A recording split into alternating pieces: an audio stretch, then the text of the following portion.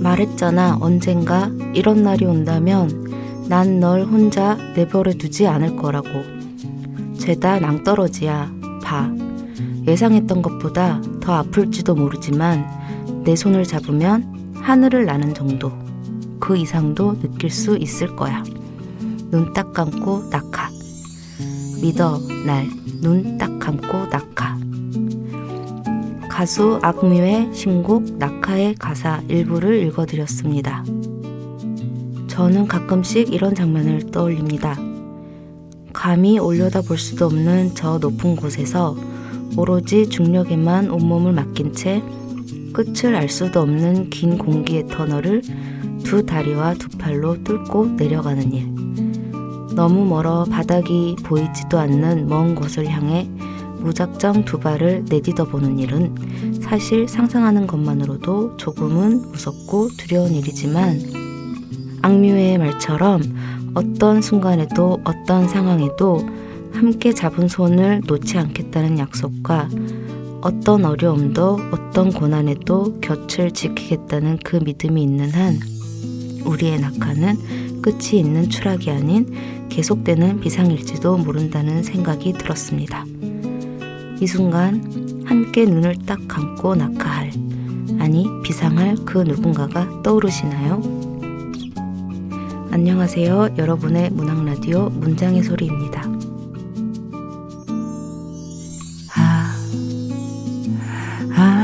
아름답다.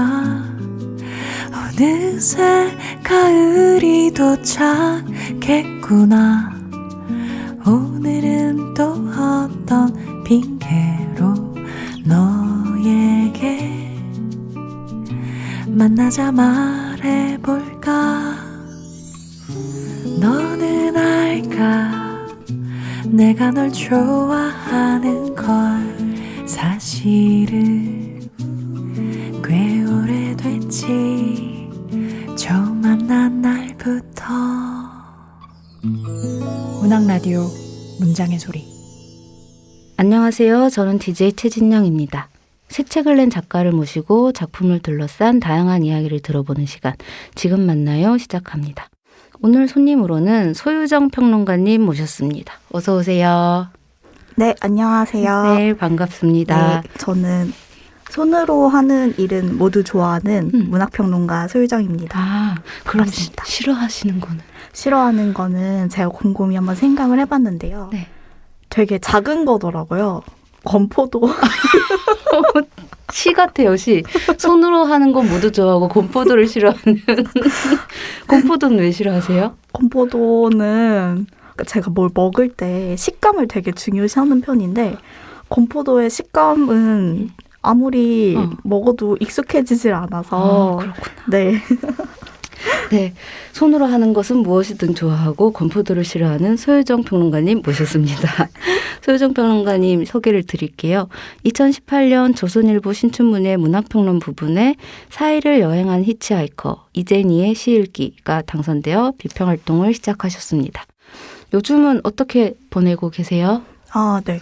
요즘에 책이 나온 거와는 별개로 또 계절이 바뀌었잖아요. 그래서 좀 쌀쌀해져서 날씨가 좀 추워지니까 약간 습관을 가지기 좋은 계절이라는 생각이 들더라고요. 그래서 이제 자기 전에 물주머니에 넣을 이제 물을 끓이고 또 이제 가슴 속에 3,000원을 품고 다니면서 길거리에서 이렇게 주위를 두리번거리며 붕어빵? 붕어빵을 찾아 나서는 하이에나처럼 3,000원을 품고 다니면서 너무 재밌다, 귀여워요. 감사합니다. 나도 3,000원 들고 다녀야지. 평론가님께서 최근에 세계의 바늘이라는 에세이집을 내셨어요. 네. 평론가님이시지만 첫 책으로 에세이를 발간하신 거예요. 그렇죠? 네. 이 에세이를 먼저 내시게 된 경위랄까 이런 거 말씀해 주신다면. 네. 저도 내가 만약에 책을 내게 된다면 생각을 해봤을 때 에세이가 가장 첫 번째 올 거라고는 생각지도 못한 일이었는데요. 이제 경위라고 한다면 제가 지금 그 문학 잡지 리터에서 인터뷰어로 활동을 하고 있어요. 이제 그러면서 그 편집자 선생님들이랑 만날 일이 종종 있는데요. 이제 그 만나서 근황 토크를 하다 보면 뭐 마감 일정과는 별개로 또 다른 뭐 무엇을 하고 지냈다 하는 이야기를 하잖아요. 그러면은 저 이거 자수 하고 뜨개 또 했어요 하고 먼저 이야기를 하거나 아니면은 먼저 되게 눈이 밝게 알아봐 주시고 이거 귀엽다 이렇게 하시면은 이거 제가 만든 거예요 이렇게 이야기를 하면서 와 이거를 어떻게 다 글을 쓰고 하면서 이런 일을 하세요? 라고 막 그런 이야기를 했었거든요. 근데 이제 그 김아진, 정기현 편집자 두 분이 매일과 영원이라는 에세이 시리즈를 이제 출간을 하신다고 얘기를 들었어요. 그러면서 이제 두 분께서 저한테 먼저 에세이를 같이 내보는 게 어떠냐. 이제 유정 씨가 하는 일들이 되게 메일을 열심히 부지런히 꾸려 나가고 있는 것 같다라고 이야기를 하시는 거예요.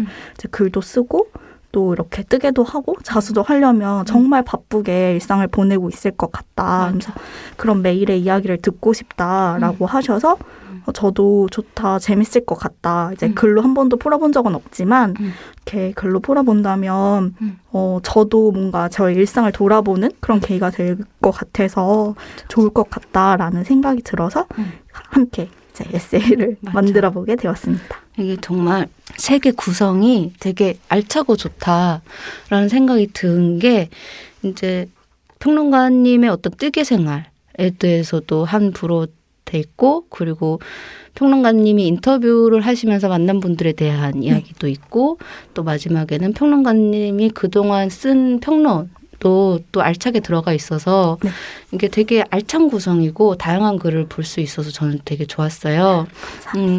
평론가님께서 직접 이 세계의 바늘이라는 책에 대해서 짧게 소개를 해주신다면. 네. 세계의 바늘은요, 지금 저의 삶을 가장 열심히 움직이고 있는 세계의 바늘에 대한 이야기인데요. 그 바늘은 일단 자수 바늘이 있고요. 또 그다음에 뜨개 바늘이 있고요. 그리고 이제 비평을 쓰는 연필, 이 바늘이 있어요. 그렇게 해서 세계의 바늘에 대한 이야기를 담은 책입니다. 맞아요. 그래서 표지에 이렇게 바늘 3개가 딱 있죠. 이 연필도 너무 멋진 그림이다. 맞아요. 라는 생각이 들었어요. 그리고 스튜디오 들어오기 전에 잠깐 여쭤봤는데 오늘 되게 예쁜 색감에 이 세계 바늘 책과도 굉장히 잘 어울리는 컬러에 그쵸. 분홍색 인디핑크라고 할까요? 네네. 그런 스웨터를 입고 오셔가지고 혹시 직접 뜨신 거냐 했더니 그렇다. 맞습니다. 깜짝 놀랐잖아요. 와, 이건 너무 멋진 취미다라는 생각이 들었습니다. 그러면 이제 책 이야기를 해볼까 합니다. 수록 챕터인 다글다글한 마음에 보면 오정희 소설가의 중국인 거리 작품에서 나오는 다글다글이라는 표현이 굉장히 인상 깊었다라고 하시면서 단어 하나로 어떤 소설을 기억하게 된 경험은 아주 특별한 것이라 나도 그런 소설을 쓰는 사람이 되고 싶었다라는 문장이 나옵니다. 문학 비평을 하고 계시지만 소설 쓰기를 지망하셨던 적 있던 거죠. 그렇죠? 자연스럽게 소설가에서 비평가로 진로를 변경하시게 된 계기랄까요? 이런 거 말씀해 주신다면. 네. 아무래도 그때가 이제 학생 때였으니까는 뭐라도 되고 싶은 마음이 되게 강했던 것 같아요. 근데 이제 그러면서 스스로한테 자꾸 되묻게 되었던 것 같아요. 그래서 계속해서 소설을 쓸 수 있을까 등단을 해서 작품을 발표하고 하는 여부와는 관계없이 내가 계속 소설을 좋아하고 소설 쓰기를 좋아하면서 계속해서 할 수 있을까라는 생각을 했을 때 자신이 없더라고요. 그리고 저는 어떤 소설을 읽으면 되게 이 소설 너무 좋다. 너도 한번 읽어봐. 이러면서 그 소설에 정말 깊이 빠지고 그 소설에 대해서 더 많이 말하고 싶어 하는 사람이었어서 뭔가 그거를 내 소설에서는 정확하게 담아내지 못할 것 같다라는 되게 자신 없음이 점점 그거 자신 있어서 하는 사람 없을 거예요. 그거 누가 자신 있어서 왜. 근데 그 시절에 저는 약간 극단으로 이렇게 해서 자꾸 마음의 바닥을 드러내게 되는 그런 상황이었는데요. 근데 이제 좀 곰곰이 생각을 해보니까 아니, 나는 소설 쓰기보다는 나는 그냥 소설 자체를 좋아하는 사람이다. 그럼 쓰기가 아니라 나는 읽기를 더 잘할 수 있는 사람이 아닐까 하는 생각이 들었어요. 이제 그러면서 이제 비평 동아리에서 글을 좀 써보게 되었고, 하면서 또 비평이란 장르를 처음 접하다 보니까는 정말로 재밌고 읽고 쓰는 거에 제가 더 조금 더 집중할 수 있는 사람인 것 같다라는 생각이 들더라고요. 그래서 네. 되게 그 작가님 얘기를 저 잠깐 들었지만 문득 든 생각이 네. 그 바자회라는 모임도 그렇고 자수 모임 네. 그리고 스튜디오 들어오시기 전에 얘기해준 뜨개 모임도 그렇고 그런 영향력이 있으신 것 같아요. 저 사람이 하는 거 되게 재밌어 보여. 저 사람이 권하는 건 재밌어. 라고 해서 사람들이 자발적으로 참여하게 되는 그런 영향력이 있으신 것 같아요. 근데 비평가의 역할이란 게 사실 여기 이런 작품이 있습니다. 한번 읽어보시죠. 라는 뭐 권하는 네. 역할도 있잖아요. 그렇죠.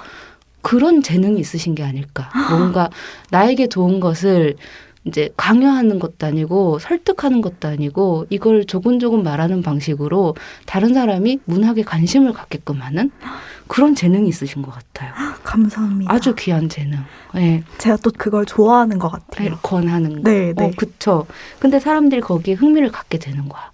너무 좋은 것 같아요. 감사합니다. 저희가 앞서 얘기한 다글다글한 마음이라는 챕터 중에 몇 문장을 제가 읽어드릴게요. 내가 하는 일은 별을 뱉어내는 일이 아니다. 누군가가 뱉어낸 별들을 잘 보는 일.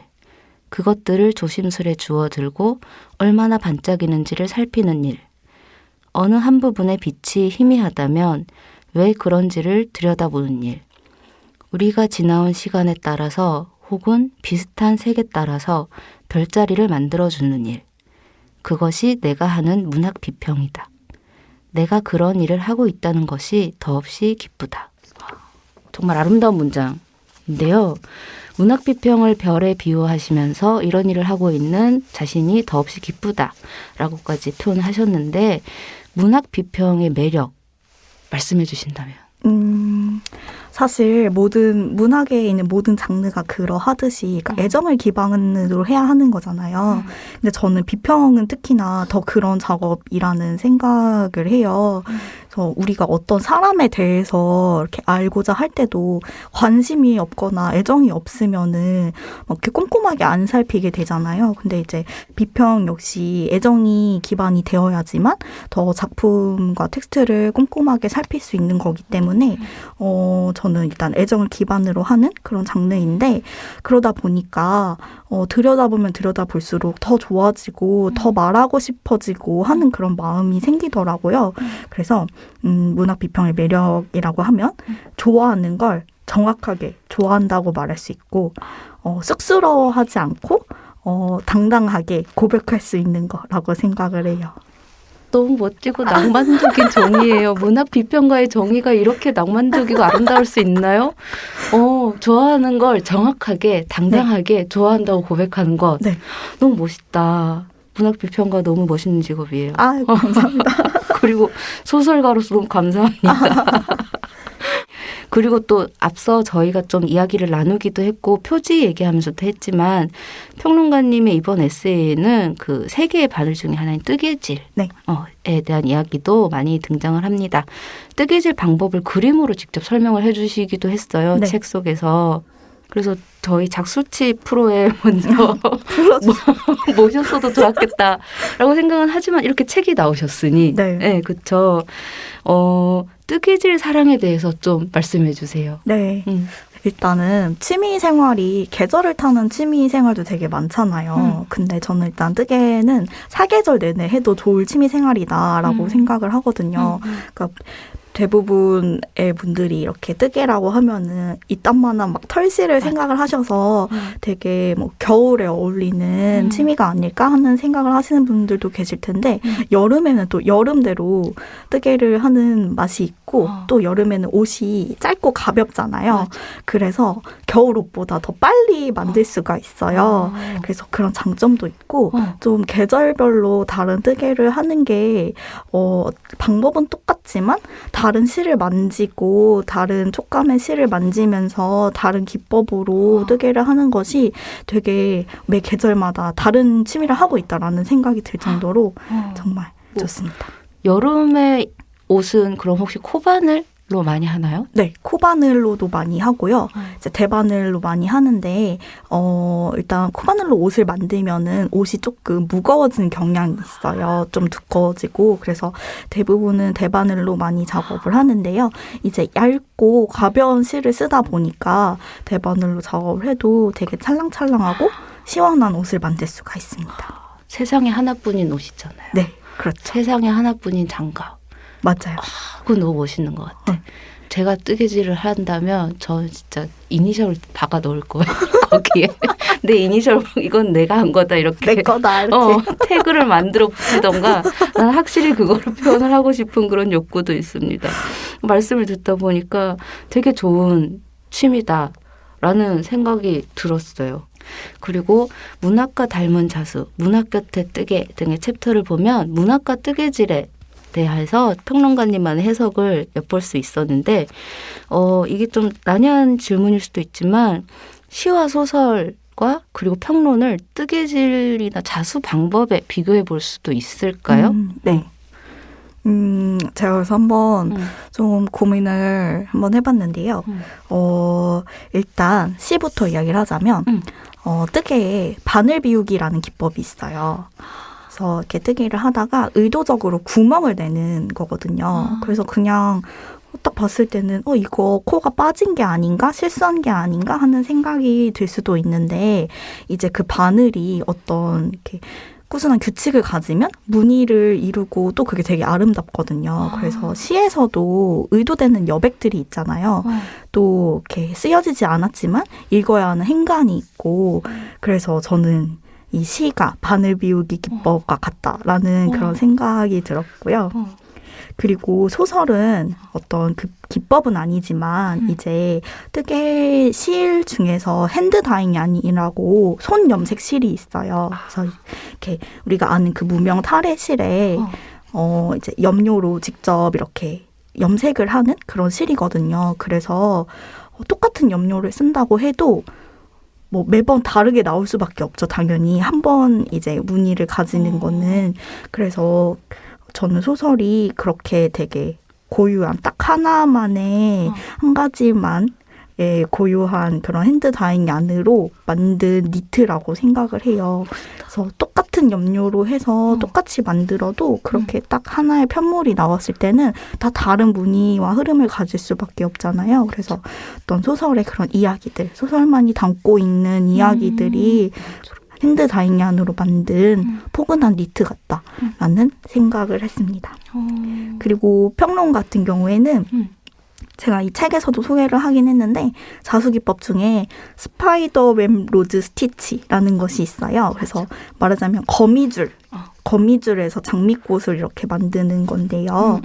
이제 그 기법이 바늘을 천에 찌르지 않고 그 거미가 이렇게 줄을 타고 넘어가듯이 그 줄 사이로 이렇게 통과를 하면서 꽃을 만드는 그런 기법이에요. 그래서 어떤 평론을 쓸 때 문장과 문장 사이, 또 단어와 단어 사이, 인물과 인물 사이를 넘나들면서 그거를 들여다보고 그 안에서 또 다른 꽃과 같은 또 다른 작품을 만드는 것이 꽃 비평의 일과 같다라는 생각이 들어서 이 스티치 기법을 평론과 같다고 생각을 했습니다. 진짜 아까 그 평론 정의해 주신 것처럼 너무 이거는 새로운 시선으로 보는 문학이다라는 생각이 들었고 너무 이해가 됐어요. 아, 정말요? 네, 너무 시에 대한 이제 비유도 좋으셨고 소설에 대한 비유도 너무 멋있고 평론에 대한 비유도 너무 멋있고 해서 오늘 안 모셨으면 너무 좋은 얘기 못 들을 뻔했잖아. 감사합니다.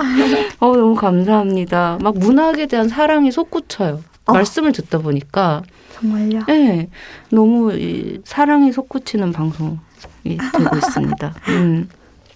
그리고 뜨개질 관련 챕터 중에 문어발 인간을 살펴보면 여러 개의 뜨개물을 동시에 작업하시는 평론가님을 뜨개문어라고 이제 칭하시고 비단 뜨개물뿐만 아니라 독서 역시도 문어발을 연상케 할 만큼 동시에 여러 책을 읽고 계신다고 털어놓으셨잖아요. 네, 맞습니다. 그렇다면 요즘 평론가님의 책상을 점거한 다른 책 목록 조금만 얘기해 주신다면. 아, 네. 네.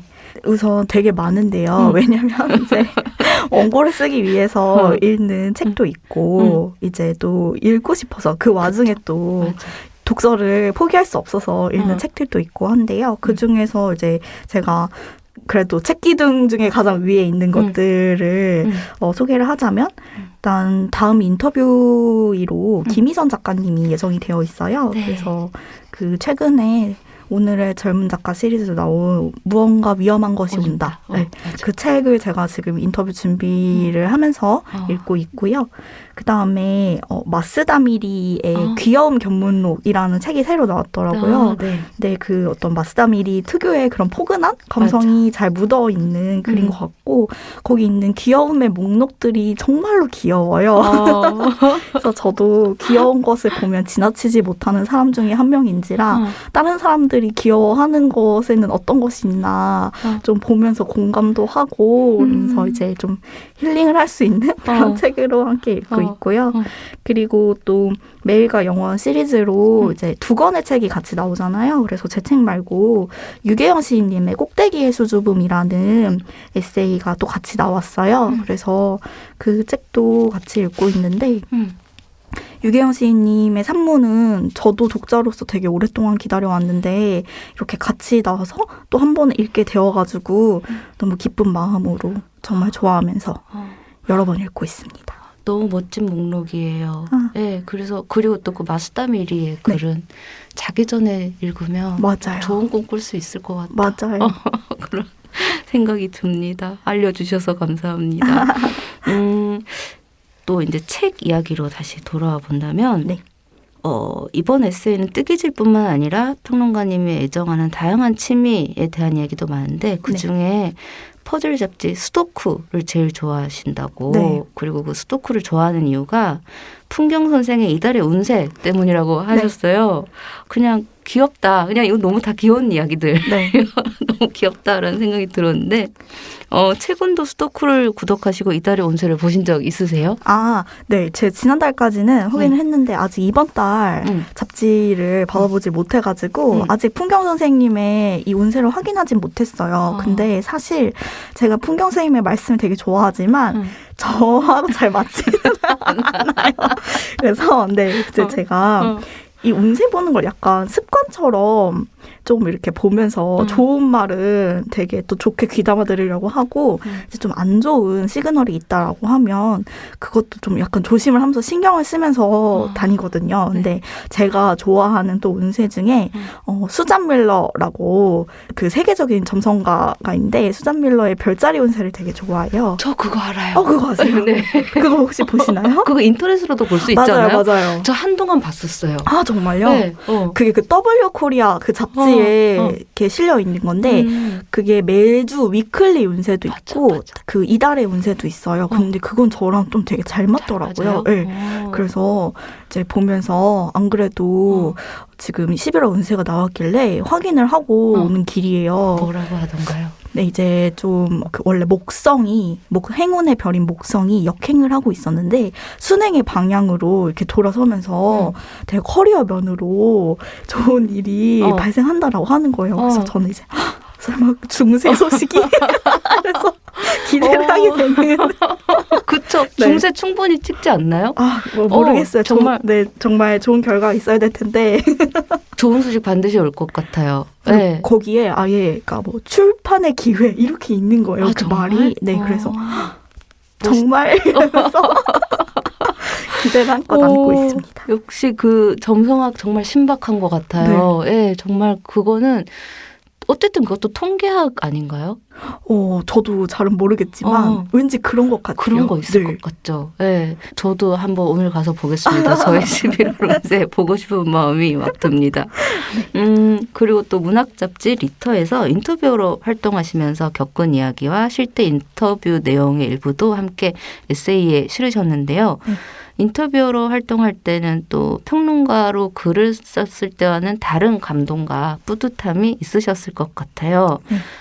기억에 남는 인터뷰 혹시 말씀해 주실 수 있나요? 우선 책에도 인터뷰 얘기를 좀 쓰긴 했지만 책에 소개되지 않은 인터뷰를 또 말씀드리고 싶어서 배삼식 작가님을 만난 적이 있어요. 근데 일단 리터가 문학 잡지이기 때문에 시인이나 소설가 분들을 많이 만나는데 일단 시인 소설가가 아닌 다른 장르의 작업을 하시는 분을 처음 만난 거기도 했고 또 정말 배삼식 작가님이 희곡이 정말 아름답잖아요. 그래서 내가 화정가라는 그 책이 출간이 되었을 텐데 그걸 읽고서 정말 가슴에 완전 슬픔과 감동이 차오른 채로 이제 작가님을 만나는데 또 부암동에서 봄에 만나는데 또 부암동이 저는 처음 가봤는데 정말 걷기가 좋더라고요. 정말 아름답고 그래서 거기 이제 부암동에 어떻게 산길을 보면서 이 작가님과 커피를 한 잔씩 마시면서 이야기를 나누는데 정말 좋은 봄의 기억으로 남아 있어서 네, 정말 좋았습니다. 배삼식 작가님 저희도 한번 초대한 적이 있어요. 화정가로. 네. 약간 거룩한 기분. 저도 맞아요. 인상적으로 남아 있어요. 맞아요. 네, 되게 영원히 거룩해지는 기분 같은 게 작가님도 느끼셨다니 맞아요. 좋습니다. 그리고 또 이제 수록작 중에 지나온 마음들, 호기심, 관심, 경계심의 일부를 제가 읽어드리겠습니다. 결국 비평은 불가능한 시도의 수행과 다름 아닐 것이다. 타인을 이해해보려는 사람의 마음이 그러하듯 작품에 다가서는 비평의 마음 역시 다르지 않다. 하지만 모든 시도가 불가능에 가깝다고 하여 그 결과 역시 실패는 아닐 것이다. 아주 멋있는 문장입니다. 네. 저희 스태프들끼리 하는 말이 평론가 너무 귀하다. 왜냐하면 시인이나 소설가보다 평론가들을 모시기가 사실 힘들어요. 네. 그래서 너무 귀한 평론가님을 모셨으니까 이제 여쭤보고 싶어요. 이 문장의 소리 애청자분들을 위해서 비평하는 마음이나 자세에 대해서 좀 말씀을 해주신다면. 네.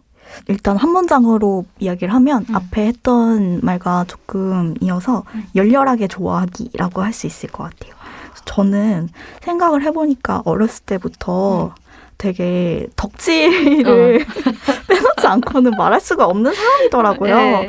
그래서 그럼 내가 문학도 그런 건가? 라고 생각을 하면서 약간 혼자서는 내가 문학까지 그러진 않을 거야 라고 생각을 했었는데 근데 이제 또 평론가 분들을 만나보면 되게 고상한 언어로 고상한 글을 쓰시지만 만나보면 막 진짜 그 작가님 너무 좋다. 그 작가님 소설 너무 좋다. 이러면서 진짜 막 그 덕후의 심정으로 막 이렇게 토로하면서 이야기를 하시거든요. 그래서 그런 걸 보면서 역시 평론가들은 기본적으로 열렬하게 좋아하는 마음, 덕질하는 마음이 베이스가 되는 것 같다. 그래서 그런 생각이 들었어요. 되게 비평이나 평론이라는 어려울 수도 있는 장르를 네. 진짜 친절하고 다정하고 따뜻하게 소개해 주시는 것 같아요. 그래서 많은 분들이 그런 어떤 편견을 깨고 정말 그 좋아하는 마음이 중요하구나라고 생각하실 것 같고 한껏 가까워진 느낌? 평론가? 네, 그런 느낌입니다. 그리고 이 세계의 바늘에 보면은 그 작가님의 여러 덕질에 대한 이야기도 여러분이 읽으실 수 있으니까 네. 소유정 작가님의 세계의 바늘 많이 사랑해 주세요. 많이 사랑해 주세요. 네, 이제 중세, 3세, 4세 계속 가봅시다. 감사합니다. 네. 앞으로의 계획 또 말씀해 주신다면. 저는 이야기했던 것처럼 앞으로도 지치지 않고 열심히 좋아하고 읽고 쓸 수 있는 사람이기를 저 스스로가 그렇게 바라고 있어요. 그래서 계속 저를 격려하면서 나아갈 것이고요. 그래서 지치지 않고 열심히 읽고 쓰도록 하겠습니다. 응원합니다. 감사합니다. 그러면 이제 내가 사랑하는 문장들 하겠습니다. 작가님께서 직접 골라오신 부분을 낭독해 주시는 시간이에요. 오늘은 어떤 부분 낭독해 주실 건가요? 네. 저는 그 책에 수록되어 있는 문어발 인간 중에 한 부분을 읽을 건데요. 제가 지금 읽는 부분이 지금의 저를 가장 잘 설명하는 부분인 것 같아서 이 부분을 읽어드림으로써 청취자분들께도 제가 어떤 사람이라는 것을 소개를 해드릴 수가 있을 것 같아요. 네, 그러면 작가님의 낭독 들어보겠습니다. 예쁜 실은 보는 것만으로도 좋고 만지면 더 좋은데 바늘로 짜인 조직은 그보다 더 좋다. 그저 바라보지 못하고 더 좋은 것을 탐내서 벌어진 일이다. 좋아하는 것에는 더욱 마음을 쓰게 된다. 마음만이면 좋을 텐데 손을 뻗고 발을 담그게 된다. 자연스레 다리가 늘어난다. 그러니 지금 나의 문어발은 내가 가장 좋아하는 것들에 대한 방증이라고 할 수 있을 것이다. 더는 늘어나지 않기를 바라는 마음, 언제까지 꼭 늘릴 수 있을 것 같다는 마음이 뒤섞여 어지럽지만 그 와중에 분명한 한 가지가 있다. 그중 무엇이라도 놓지 않기를 바라는 마음이 그렇다. 좋아하는 마음으로 끝까지 완주할 수 있기를 나의 여러 다리에게 단단히 일러두기로 한다. 감사합니다. 저도 감사합니다. 네, 작가님이 좋아하는 마음으로 끝까지 완주할 수 있기를 네. 응원하겠습니다. 감사합니다.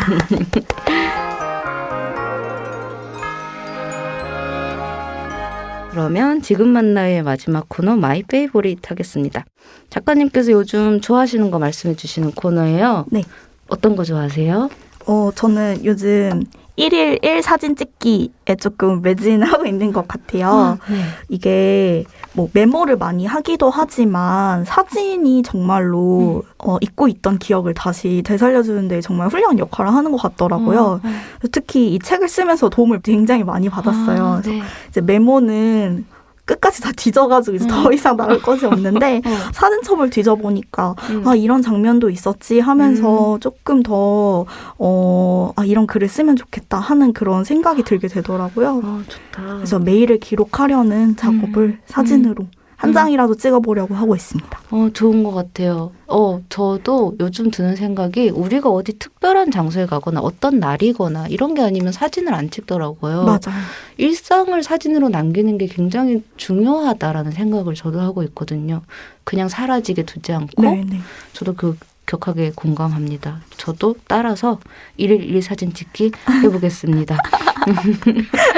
와, 지금까지 세계의 바늘 에세이집을 내신 소유정 작가님, 평론가님과 정말 흥미로운 이야기, 귀여운 이야기, 희망찬 이야기, 따뜻한 이야기 많이 나눠봤는데요. 보내드리기 전에 작별 인사 대신 한번 여쭤볼까 합니다. 부록에 천수 가늠처럼 손이 40개라도 되면 좋겠다라는 바람을 고백하셨어요. 네. 정말 천수 가늠처럼 나에게 따로 손이 여러 개 추가로 주어진다. 그러면 평론가님께서 꼭 해보고 싶은 손으로 할 일 베스트 5 꼽아주신다면? 근데 제가 여기다가 40개라도 되면 좋겠다라고 썼는데요. 사실 정말 40개라도 되면은 무엇을 쓸까 생각을 해봤거든요. 네. 근데 반은 읽는데 쓸 것 같은 거예요. 읽고 싶은 게 너무 많으니까. 그래서 만약에 베스트 5라고 해도 읽기, 쓰기 이로는 일단 2개는 쓰지 않을까라는 생각이 들었고요. 그리고 당연히 뜨개와 자수는 해야 될 것 같고요. 그리고 이제 하나는 무엇을 하면 좋을까 하는 생각을 했는데 또 되게 손으로 할 수 있는 뭔가 역동적인 걸 하고 싶어서 슬라임을 만드는 걸 슬라임도 좋아하세요? 슬라임도 가끔 만지면 이렇게 마음에 안정이 와서 가끔 이렇게 사가지고 이렇게 만지곤 하는데요. 그건 이제 슬라임을 만지고 있으면은 다른 거 못 하잖아요. 이걸 다 이렇게 달라붙으니까. 그래서 손이 여러 개라면 슬라임을 만져도 좋겠다. 정말 뜻밖의 대답이지만 작가님과 너무 잘 어울리는 대답이다. 라는 생각이 듭니다. 읽기 쓰기는 일의 영역이고 네. 뜨기와 자수는 취미의 영역이라면 네. 슬라임은 내 마음의 평화. 또 삼박자가 잘 맞는 그런 대답이었던 것 같습니다. 네. 오늘 이렇게 지금 만나요에 출연해 주셔서 감사해요. 저희 청취자 여러분께 인사 말씀 남겨주신다면. 네. 오늘 이렇게 초대해 주셔서 너무 감사하고요. 지금 날씨가 많이 쌀쌀해지고 있는데 세계의 바늘이 이 계절에 읽으면 참 좋은 책이에요. 맞아요. 네, 맞아요. 그래서 세계의 바늘 가까이에 두시고 여러 번 들춰보면서 읽어주시면은 감사하겠고요. 무탈하게 건강 조심하시면서 편안한 계절 보내시길 바라겠습니다. 네, 여러분 소유정 평론가님의 에세이 세계의 반을 많이 사랑해 주세요. 정말 귀엽고 따뜻한 책입니다. 네, 오늘 이렇게 나와주셔서 감사합니다. 네, 정말 감사합니다. 소유정 평론가님 보내드리고 저는 잠시 뒤에 돌아올게요. 오후에 따뜻한 햇살 자꾸 당신을 데리고 오네 버릴 수 없었던 그날 그 기억들 아직 저 빛들 속에 숨어있나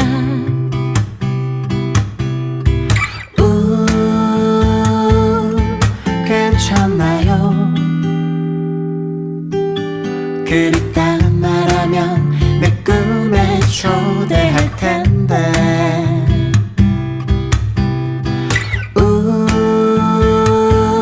괜찮나요?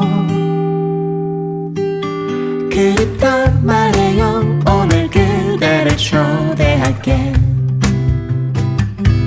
문장의 소리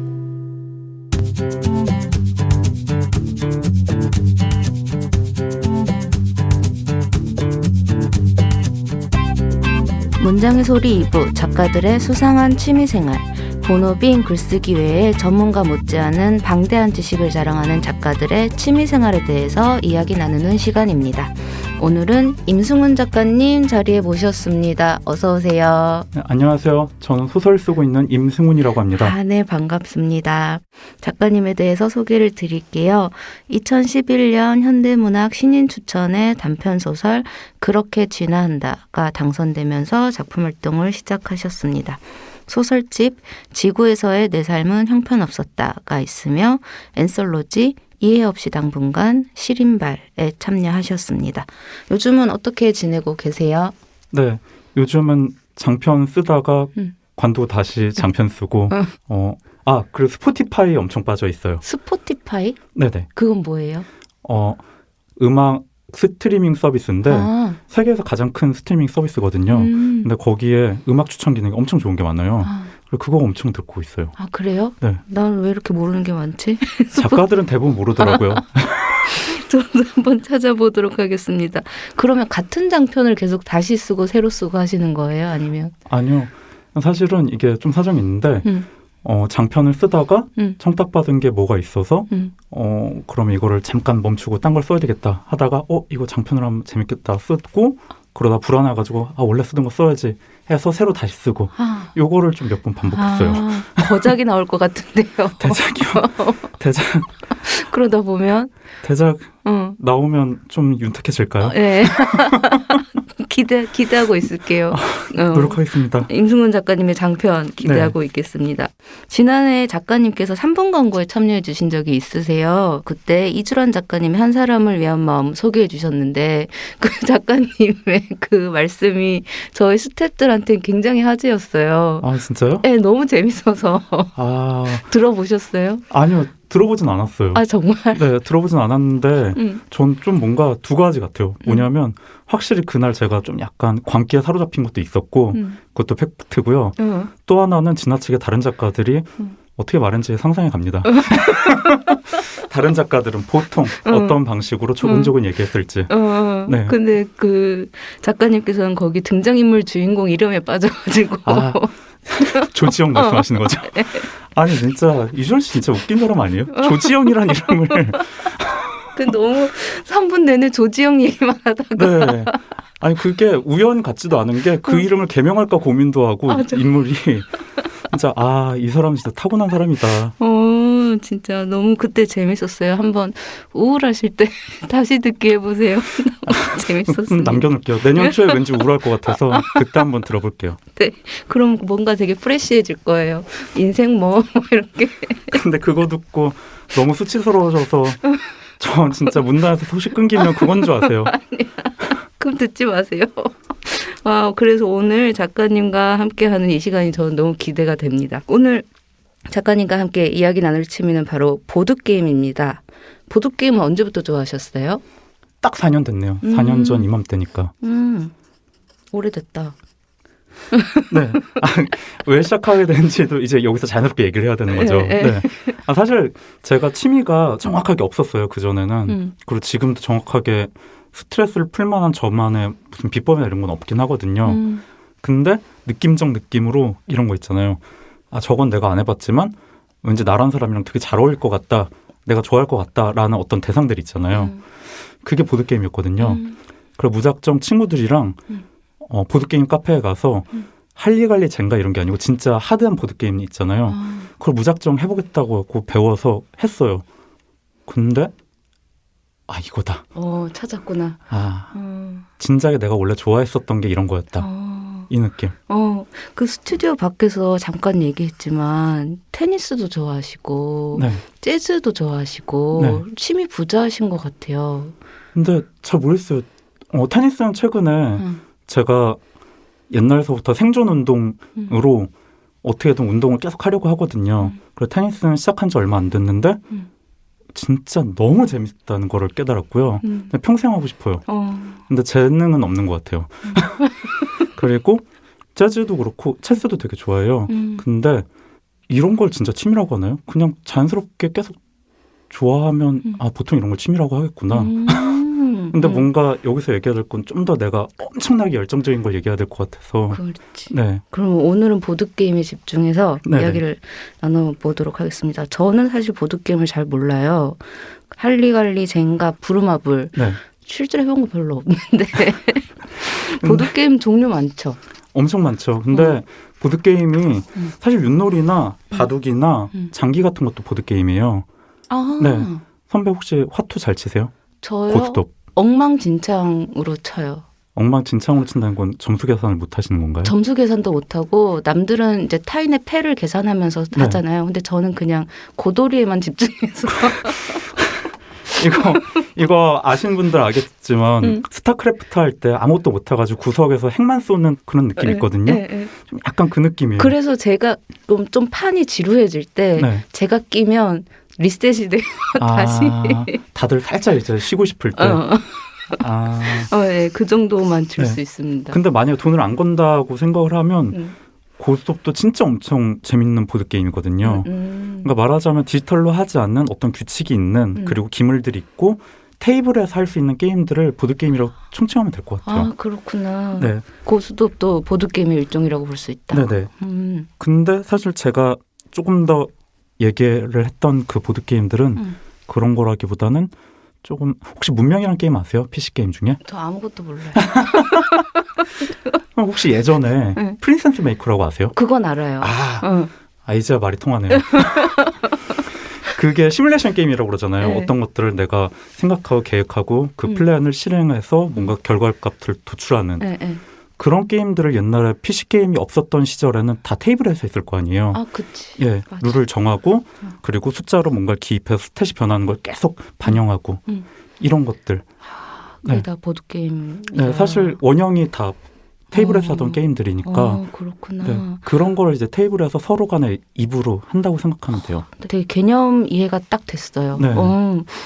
근데 보드게임은 혼자서는 할 수 없는 거잖아요. 네, 온라인 게임이랑 다르게 사람들이랑 만나서 또 해야 되고 2인 이상. 네 맞아요. 그래서 자주 하긴 힘들 것 같아요. 네, 사실 그렇습니다. 제가 그전에도 좀 느끼긴 했는데 보드게임을 너무 좋아하게 된 다음에 느낀 게 약간 늦게 깨달은 거 하나랑 그리고 그때 바로 깨달은 거 하나가 있는데 두 가지죠. 하나는 내가 생각보다 친구가 많지가 않구나. 내 생각보다 더. 그리고 두 번째는 그때 좀 약간 광기에 휩싸여 있었어요. 내가 이 보드게임이 너무 재밌으니까 내 생각으로는 작가들은 이런 지적인 게임이잖아요. 어떻게 보면 다 좋아할 거라고 착각하고 있었어요. 그리고 그때 어느 정도였냐면 가방에 항상 보드게임이 하나씩은 꼭 있었어요. 정말. 그래서 어딜 가든지 작가들이랑 하려고 했는데 그걸 깨달았어요. 내가 좋아하는 거를 사람들이 다 좋아한다고 생각하는 거 유아기적인 발상이구나. 다들 어느 순간부터 나를 좀 귀찮은 사람 취급하는 걸 보고서 보드게임은 나한테 뭘까? 내 처지를 이렇게 깨닫게 해주는 거구나. 뭔가 그래도 네. 현실 인식, 네. 이게 기회, 이런 거. 네. 그래서 저도 보드 게임에 대해서 전혀 관심이 없었나 봐요. 혼자서 할 수 없는 거니까. 아 근데 요즘 코로나 시대이기도 하고 개인적인 사람들이 되게 많잖아요. 시대적으로도 그렇고. 그래서 보드게임들도 요즘에 혼자 하는 1인풀 룰이 같이 첨부돼서 들어와요. 아, 정말. 혼자 하는 사람들이 많아요. 오, 그렇구나. 그럼 다시 흥미가 생기기 시작했어. 아 진짜인가요? 선배 혹시 날짜 잡을 수 있어요?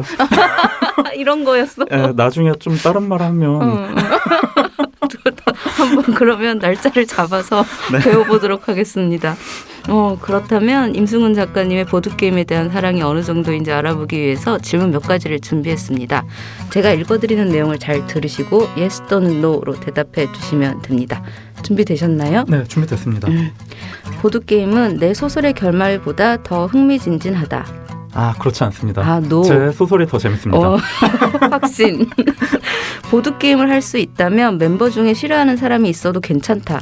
아, 아니에요. 제가 그렇게 목적론적인 사람이 아니더라고요. 그러니까 보드게임 진짜 좋아하는 사람들은 낯선 사람 혹은 내가 별로 마음에 안 드는 사람도 어쨌든 이걸 하고 싶잖아요. 그렇게 파티를 짜서 많이 해요. 근데 저는 깨달았어요. 제가 좋아하는 사람들이랑 하는 걸 좋아하는 것 같아요. 아, 그렇구나. 그러다 보니까 너무 게임을 할 수 있는 인력풀이 제 주변에 없잖아요. 아. 내가 좋아하는 사람이어야 되고 그리고 그 사람도 날 좋아해야 되고 그리고 보드게임에 관심도 있어야 되고 네. 그렇다면 no. 네. 문학장 내에서 보드게임 대회가 개최된다면 내가 평정할 것이다. 아, 이것도 그렇지 않은 것 같아요. no. 다 넌데. 네, 제가 재능이 없는 것 같아요. 보드게임.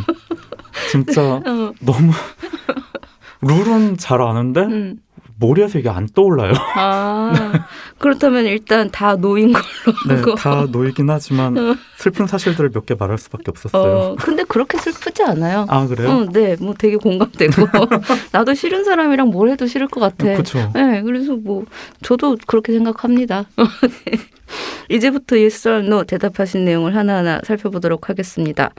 게임이 취미인 작가분들이 출연하신 적이 있어요. 저희 작수치에. 네. 그게 온라인 게임이었는데 보드게임의 매력은 무엇일까요? 제가 보드게임을 좋아하니까 다른 작가들도 좋아할 것이다 라고 착각한 지점 때문인데요. 좀 특이해요. 그러니까 이 장르 자체가 시스템을 즐기는 장르에 좀 더 가까워요. 이게 좀 그러니까 보드게임 덕후들은 항상 관심이 있는 게 이게 어떤 시스템인가. 그래서 이 시스템이 어떤 식으로 운용될 수 있는가. 시스템과 운용에 관심이 많고 그래서 다른 어떤 장르로 가도 좀 유사한 건 별로 없는 것 같기도 해요. 물론 시뮬레이션 컴퓨터 게임이 있긴 하지만 그것보다도 아무래도 보드게임을 제작하는데 큰 자본이 들지가 않아요. 그렇겠다. 네, 그래서 소재나 아이디어가 조금 더 풍성하다는 거예요. 네. 전체를 봐야 하는 그런 네. 시선이 중요한 거군요. 네, 맞아요. 그래서 보드게임 매니아들이 많이 하는 표현 중에 스노우볼 우리 일상에서도 많이 쓰잖아요.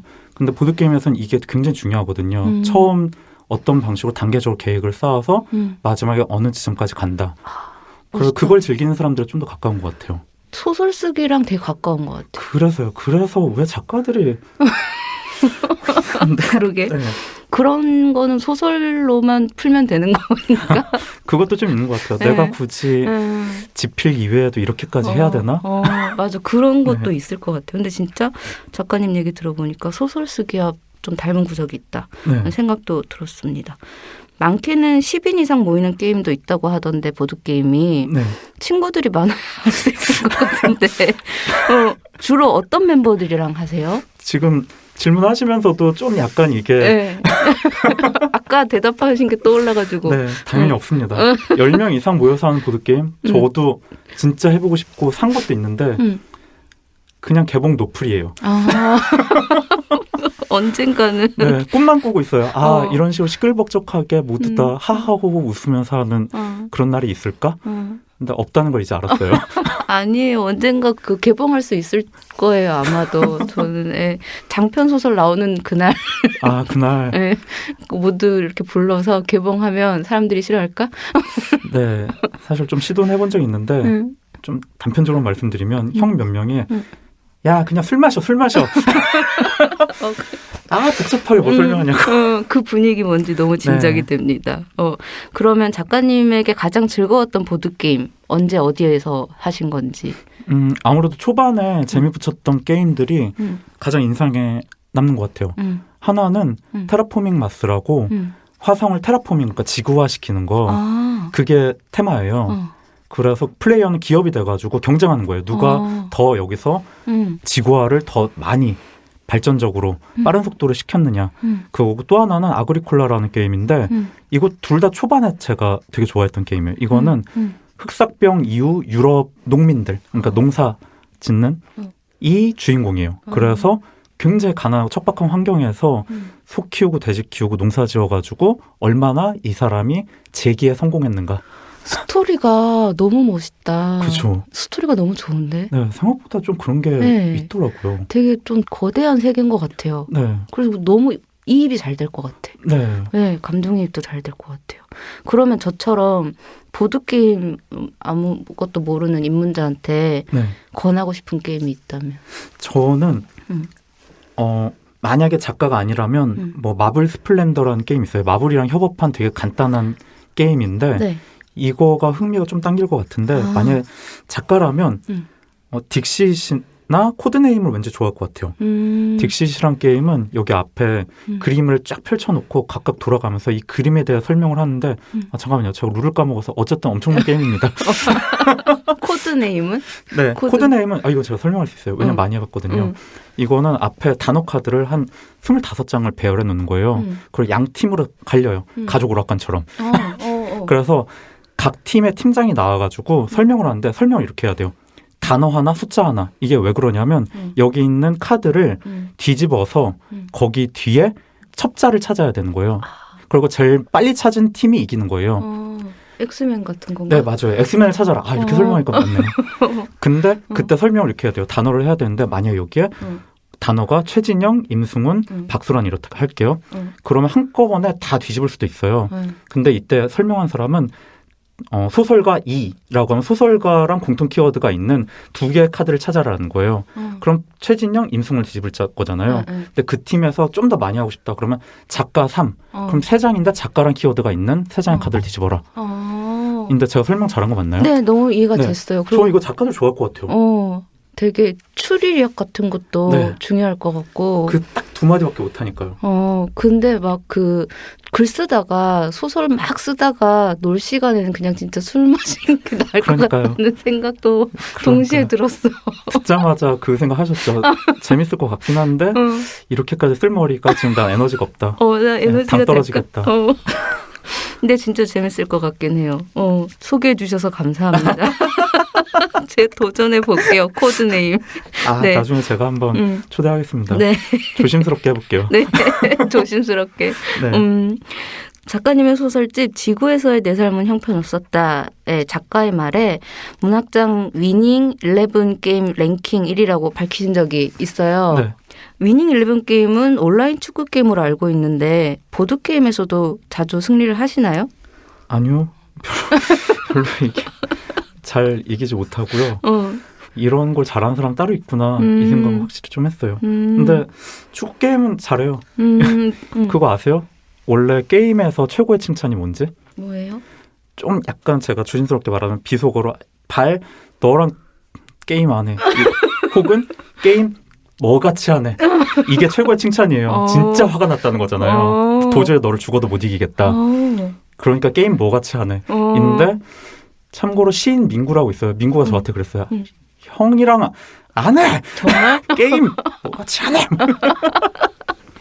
민구신 배틀그라운드 막 그런 온라인 게임으로 우리 나왔었는데. 진짜 다른 게임은 그나마 한다고 어디서 행세하고 다니나 보네요. 온라인 게임. 네. 축구 게임은 당연히 이제 할 수가 없겠죠. 두 분 되게 잘 어울리실 것 같아요. 그리고 두 분과 함께라면 나 게임 할 수 있을 것 같아. 재밌게. 그런데 이제 꼭 이겨야만 기쁜 건 아니니까 보드게임 할 때 어느 순간이 제일 좋으세요? 이길 때죠. 나는 왜 이겨야만 기쁘다는 게 이상한 거라고 다들 얘기하는. 전 이기는 게 기뻐요. 이기는 게 기쁘다. 네, 그런데도 물론 보드게임 별로 못 이기지만 즐거워하는 게 그 메커니즘이 너무 재밌어요. 머리에서 이렇게 딱딱 맞아 들어가서 결국은 내가 원하는 어떤 그림이 완성될 때 그 쾌감. 맞아. 네, 레고 퍼즐 맞추는 느낌이라고 해야 되나? 네. 그럴 것 같아. 그럼 이제 상대가 나에게 화를 낼 때 맞아요. 같아. 게임이 뭐가 차네. 그때 난 기쁠 수 있을 네. 것 같아요. 아까 막 그 게임 설명해 주실 때도 그랬지만 스토리텔링이 되게 중요하다는 생각이 들었어요. 네. 보드게임에. 네. 어떠세요? 네. 스토리텔링일 수도 있는데 이게 좀 테마라든지 그런 것까지 포함해서 말씀해 주시는 거죠. 그러면 좀 놀랄 만한 테마들이 좀 많긴 해요. 이를테면 제가 지금 하고 싶지만 못하는 보드게임이 있는데 디마어라고 독일 선거를 보드게임화 한 거예요. 좀 신기하죠. 근데 이거를 만약 PC게임으로 제작을 하면 이 돈을 들여서 누가 제작을 하고 누가 소비를 하겠어요. 근데 이건 아무래도 종이로 찍어내는 거니까 좀 더 발상을 실행에 옮기기가 쉬운 것 같아요. 그래서 소재 측면이나 테마의 측면에서는 좀 흥미로운 게 좀 많긴 해요. 그렇네요. 네. 그러니까 그렇게 기초 자본이 그러니까. 네, 그리고 저도 제가 이런 식의 테마에 좀 끌릴 줄 몰랐는데 생각보다 같은 시스템이더라도 테마가 달라지면 몰입도가 확실히 달라지더라고요. 그것도 신기하더라고요. 맞아. 그럴 것 같아요. 그러면 보드게임이 창작에, 소설 창작에 영향을 미칠까요? 안 미칠 것 같은데요? 안 미칠 것 같은데요? 솔직히 작가들이랑 뭐 게임을 자주 하고 그럼 친목을 도모하고 그러면 뭔가 뭐 소설 얘기도 하고 그런 선순환도 있을 수도 있고 아니면 좀 자주 게임하면 스트레스도 풀리고 그럴 테지만 혼자서 맨날 요즘 게임 뭐가 있을까? 남들은 이거 재밌어 할까? 후기만 보고 있으면 근데 글은 모르겠는데 인생에서 자기가 진짜 하고 있는 일을 떠나서 완전 다른 세계에 취미가 있다는 거는 진짜 중요한 것 같긴 해요. 맞아. 한 번씩 그렇게 환기를 시킬 필요가 있잖아요. 외부 맞아. 세계로 나가서. 맞아. 그런 측면에서는 저는 좋은 것 같아요. 나 빨리 이 소설 빨리 쓰고 보드게임 해야지? 뭐 네. 정확히 말하면 전 해야지가 아니고 보드게임 룰을 공부해야지. 보드게임의 세계로 가야지? 네. 뭐 이런, 맞아. 그런 동기부여도 되니까. 그러면 이번에는 취미생활과 관련된 문학작품 중에서도 좋고, 직접 쓰신 작품 중에서 이제 낭독을 해주셔도 좋을 낭독 시간을 가져보도록 하겠습니다. 네. 오늘 어떤 문장을 읽어주실 건가요? 네. 여름에 제가 쓰다가 중간은 아니에요. 3분의 2 썼어요. 많이 썼다. 네. 그 소설의 한 부분을, 네. 이게 언제 어디서 발표될지 진짜 너무 모르겠어서 몇 년 뒤에 할 수도 있는 거잖아요. 내년에는 하셔야죠. 그랬으면 좋겠습니다. 네. 그러면 작가님의 낭독 들어보겠습니다. 네. 정말 정알리아는 죽은 걸까? 종종 그런 생각을 했다. 그렇지만 곧 나는 고개를 흔들며 결국 그런 일은 없을 거라고 믿었다. 그녀는 어디선가 잘 살아 있을 것이다. 그렇게 결론 지었다. 푸코를 뺏은 것만 같은 죄책감을 덜기 위한 게 아니었다. 이유가 있었다. 왠지 나는 정알리아에게 큰 사고가 일어났다면, 그러니까 극단적으로 말해 그녀가 급작스럽게 죽었다면 적어도 김민정은 나를 찾아왔을 거라고 생각했다. 우리는 푸코의 남은 삶을 책임져야 하기 때문이다. 이 문제를 김민정이 도외시할 리 없다. 그럼 이런 생각을 할 수도 있을 것이다. 정알리아가 죽지 않았다면 대체 왜 푸코를 찾아가지 않는가? 물론 내가 그 낯선 번호를 피한 건 사실이다. 하지만 그게 정알리아라는 건 확인되지 않았다. 그녀가 아닐 수도 있다. 어쩌면 내가 작가가 됐다고는 소식을 들은 동창들처럼 그렇게 갑자기 연락한 누군가였을 수도 있는 것이다. 만약 그게 정알리아였다고 해도 마찬가지다.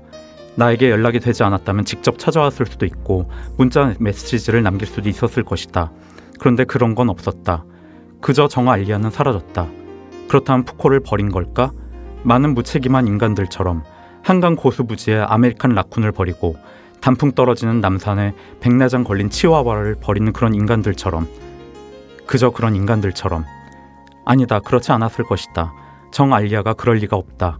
왜냐하면 나는 정알리아가 푸코를, 아니 추코를 얼마나 사랑했는지 알기 때문이다. 그건 푸코와 함께 살기 시작하면서 매년 느끼는 거였다. 모를 수가 없는 거였다. 부모를 보면 자식을 알 수 있다고 한다. 그런데 그 역도 마찬가지다. 자식을 보면 부모를 알 수 있는 법이다. 이건 꼭 선악의 문제가 아니다. 어느 누구의 부모가 살인광들이라고 해도 그 어느 누구는 선한 사람일 수도 있다. 다만 그에겐 부모의 어떤 지점들의 반응에서 형성된 흔적들이 가득할 것이다. 달의 크레이터처럼 말이다. 그건 동물들도 마찬가지다. 키운 사람의 흔적들이 남아있다. 학대를 받은 동물은 방어적이고 신경질적일 수도 있다. 혹은 자신만의 룰이 없이 지나치게 순종적일 수도 있다. 이 두 가지는 상반된 반응이지만 본질적으로는 그 동물에게 가해진 압력에 적응한 결과인 것이다. 그러니까 푸코는 도무지 주눅이라고는 들지 않는 고양이였다. 흔히들 고양이는 주체적인 동물이라고 한다. 그런데 그 주체적이라는 건 고양이가 사회적 관계를 잘 이해하지 못하는 생물이라는 의미인 거지 언제 어디서나 당당하다는 의미는 아니다. 아니 오히려 고양이는 개보다 훨씬 예민하고 신경질적인데 그건 아마 자연이었으면 홀로 살아갔을 생물의 전형적인 습속일 것이다. 예민하면 할수록 위험을 감지하기 쉬워지고 신경질적이라는 건 감지된 무언가에 본능적으로 반응하는 생체 반응에 더 가까우니까. 그러므로 굳이 따지자면 고양이는 주눅이 잘 드는 생물이라고 할 수 있다. 반려인이 식탁 위에 고등어를 훔쳐먹는 고양이를 한 번 야단쳤다가 평생 동안 격조해진 사이도 심심찮게 있을 정도다. 겨우 고등어인데 겨우 그 한 번의 야단인데.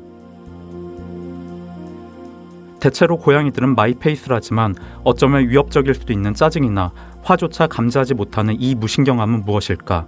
아니 그런 불온한 공기에서도 자기가 호의적인 대접을 받지 못할 수도 있다는 가능성이 1미크론만치도 존재하지 않는 것처럼 행동하는 저 엄청난 세계는 무엇일까? 대체 무엇이 푸코를 푸코로 만들었을까? 그는 어떤 변인들의 영향을 받으며 성장한 것일까? 그에게 남겨진 정알리아의 흔적은 무엇일까? 그건 아마 사랑일 것이다.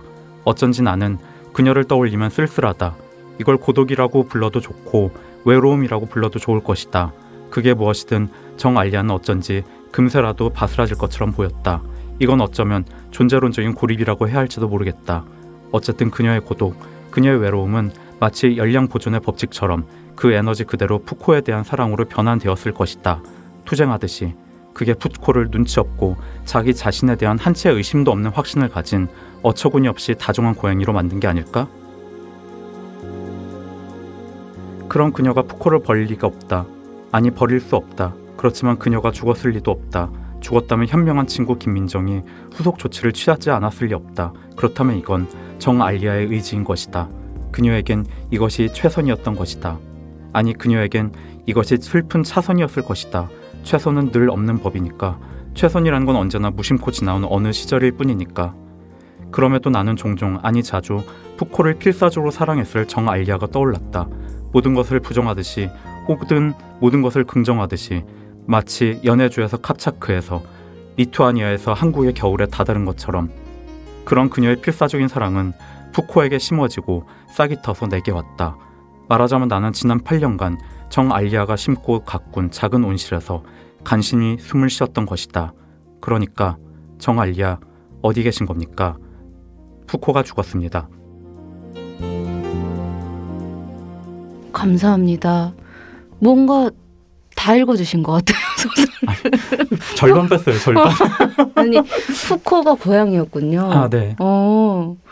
그리고 정알리아에게 그 사실을 알리는 거야. 네, 알리고 싶은 마음이요. 어쩌면 우리는 지금 작가님의 초고를 본 거네요. 네네.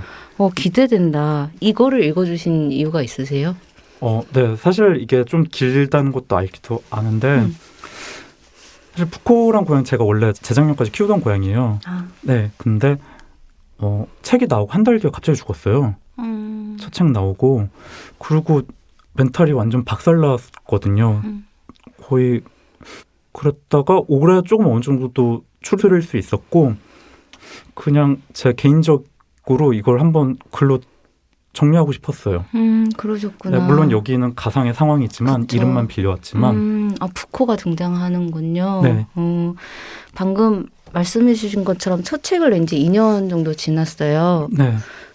첫 책을 내고 나신 다음에 첫 소설집 지구에서의 내 삶은 형편없었다를 내고서야 정식 등단을 했다는 느낌이 든다. 지금 비로소 소설가로서의 삶이 시작되는 것만 같았다고 말씀하신 인터뷰를 봤어요. 네. 지금은 어떠세요?